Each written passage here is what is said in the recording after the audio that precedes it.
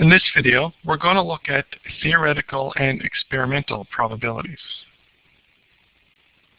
What we're going to look at in this video is comparing theoretical probability and experimental results, expressing a probability as a fraction, a decimal, and a percent in words, much like in 1.2.1, determining the probability of an event. So the outcomes we're going to cover: explain using examples how decisions may be based on a combination of theoretical probability calculations, experimental results, and subjective judgments as well. And describe and explain the application of probability. Okay, so as per usual, we're going to start with the definition. Theoretical probability is a ratio that compares the number of possible successful outcomes to the total number of possible outcomes. Again, that's just the definition for probability in general. But theoretical probabilities are determined by reason or calculation. For example, if I have a die and I want to roll a 3 on that die, what is the probability I'm going to be able to roll a 3? Well, theoretically, there is one 3 face on the die, and there are 6 faces in total. So the probability would be 1 in 6, or 1 out of 6. If the die is rolled 30 times, how many times should the number 3 come up? Well, the probability of rolling a 3 on any roll is 1 in 6, and we're doing it 30 times. So we multiply the probability times the number of rolls, which is 30. And if we put that into our calculator, we're going to find that we should see, or we should expect to see anyway, that there are 5 3s come up when we roll a die 30 times. Experimental probability, the definition basically says, again, starts off with the general definition of probability, but it has something a little different at the end here. A ratio that compares the number of times an event occurs to the total number of trials or tests. And these trials or tests are going to be determined by experiment. Okay, so if I have that same die as before, I want to determine the probability of rolling a 3. Well, we said already the probability of rolling a 3 is 1 out of 6. Now, if we experimentally, or actually attempt this on our own, roll a die 30 times, how many times does the number 30 come up? And in this case, where it's an experimental probability, we're actually going to do the experiment. So if you bear with me, I'm going to open up a web page for us.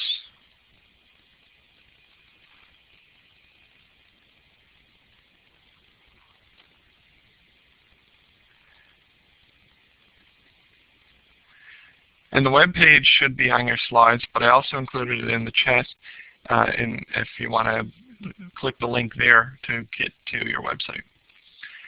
So what you should see on your screen is a window that says 6-sided die, and it says click on the die to spin it. Now you can go ahead and click on that die. For some reason in this window, you can only click on it once, and that's it. It won't happen again. But if you click on it, you should get a number. I clicked on it, and I got the number 4. So if you actually go to the URL that I provided, then you'll be able to get to this website, and you can click it as many times as you want. And what I'd like you to do is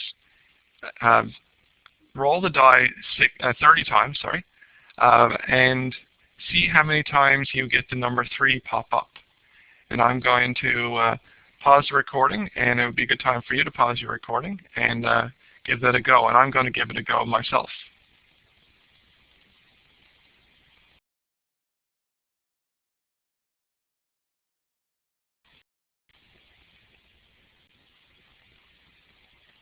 Okay, I've included the URL here at the bottom of the page. I've done 30 trials of rolling the die myself, and here are my results. 7 times when I rolled the die, I got the number 1. 4 times I got the number 2. 7 times I got the number 3. 6 I got the number 4. 3 times I got a 5, and 3 times I got a 6. So if you'd like, you can put your totals there and compare against mine. You'll notice that I've got 7 rolls of a 3. Theoretically, we should have gotten 5. But experimentally, I got a 7 rolls of a 3. And I only got 3 rolls of a 5, and I only got 3 rolls of a 6. Theoretically, I should have gotten 5 rolls of each.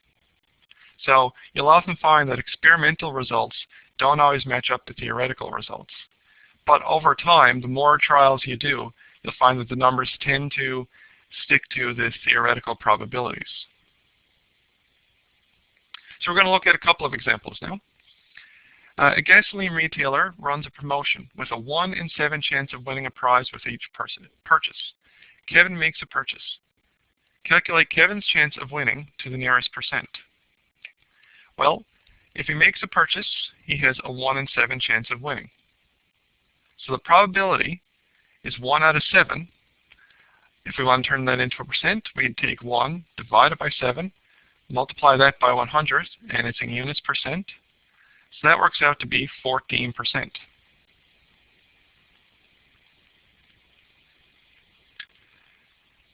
Are the odds of winning in Kevin's favor? Explain. Well, the odds of Kevin winning are not in his favor. There is 1 chance to win out of 7 total chances, which means there are 6 chances not to win, or to not win. The odds of not winning, then, are 6 to 1. There are 6 ways to not win to only 1 way to win. What is the probability of Kevin not winning? Well, we just said that he had odds of not winning of 6 to 1. There are 6 ways to not win versus only 1 way to win. And there are 7 ways to win in total. Or, sorry, 7 chances in total. So the probability of not winning would be 6 out of 7. Turn that into a percentage, it would be 86%. How many purchases would guarantee Kevin winning a prize? Well, this is where, I guess, a bit of common sense comes into place. He's not guaranteed to win at any point. He may win, but he may not. He could win every time he plays, or he may never get a winner. Every time he makes a purchase, the results are completely independent of any previous results that he may have had. And every time he makes a purchase, the chances of him winning will still be 1 out of 7. What you might notice, again, if he plays again and again and again, that his results should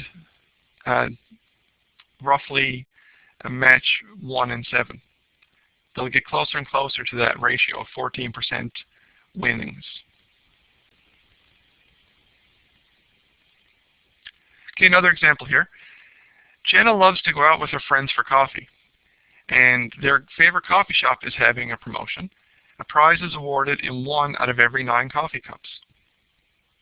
Jenna has been out a few times already, and she's won 3 out of her first 4 purchases.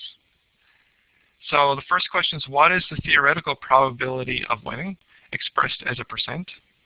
Well, it says here that there's a prize is awarded in 1 out of every 9 coffee cups.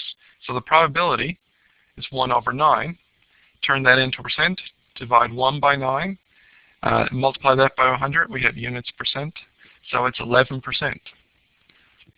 So there's an 11% chance of winning. So should Jana have won with her first cup? Explain. Well, no, she should not have won, because the probability is only 11%. She won on her first cup. That means she played it once, she won once. That means she won 100% of the time at that point. But the probability of winning is only 11%, which is a very unlikely event. What about her second cup? Should she expect to win on her second cup? Explain. Well, once again, the probability for her winning on any cup is only 11%. So that means that there's 89% of the time she should not expect to win. Only 11% of the time she should expect to win. So it's not very likely that she's going to win on her second cup. I missed one. Oh. Will Jenna win next time?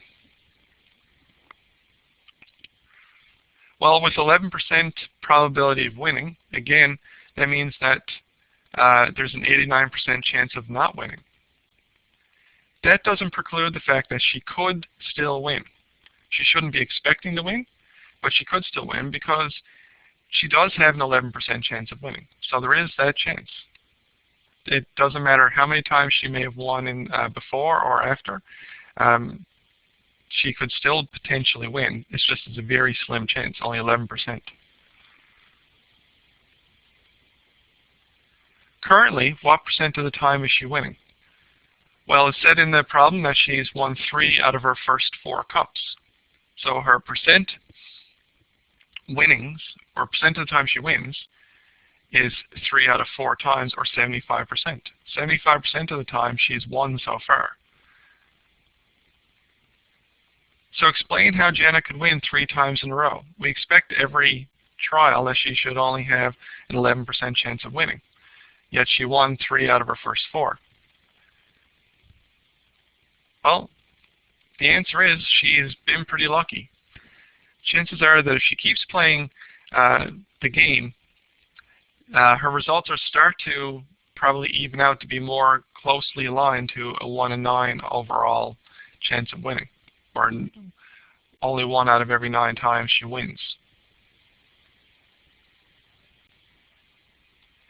Okay, so to summarize this, theoretical probability is a calculated probability, calculated ratio of successful outcomes to total outcomes.